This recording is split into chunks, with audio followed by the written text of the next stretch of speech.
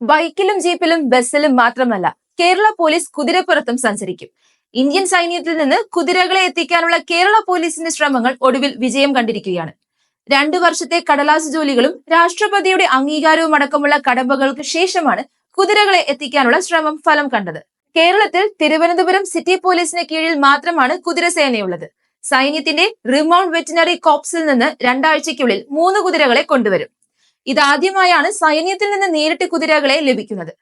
ഓരോ കുതിരയ്ക്കും 6 മുതൽ 8 ലക്ഷം രൂപ വരെ വില വരുന്നു.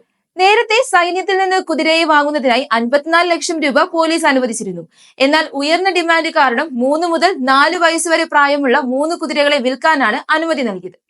ഉത്തർപ്രദേശിലെ സഹാർപൂരിലുള്ള റിമൗണ്ട് ഡിപ്പോ ആൻഡ് ട്രെയിനിങ് സ്കൂളിൽ പരിശീലനം നേടിയ കുതിരകളെ ട്രെയിൻ മാർഗമായിരിക്കും തിരുവനന്തപുരത്തേക്ക് എത്തിക്കുക.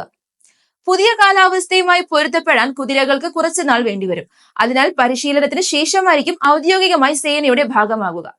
സൈന്യത്തിന്റെ പരിശീലനം ലഭിച്ചവയാണ് എത്തുന്നതെങ്കിലും പെരുമാറ്റമടക്കം നിരീക്ഷിച്ച് പുതിയ ദൗത്യങ്ങൾക്കായി വിനിയോഗിക്കും. 7-8 മാസത്തിനുള്ളിൽ അടുത്ത ബാച്ച് കുതിരകളെ എത്തിക്കുമെന്നാണ് സൂചന. സൈനിക കുതിരകൾക്ക് ആവശ്യക്കാർ ഏറെയാണ്. പല സംസ്ഥാനങ്ങളും അവയെ സ്വന്തമാക്കാനായി രംഗത്തുണ്ട്. കേരള പോലീസിലേക്ക് പുതിയതായി ഇനി 5 കുതിരകൾ കൂടി ലഭിക്കുമെന്ന് പ്രതീക്ഷിക്കുന്നതായി പോലീസ് വൃത്തങ്ങൾ വ്യക്തമാക്കി.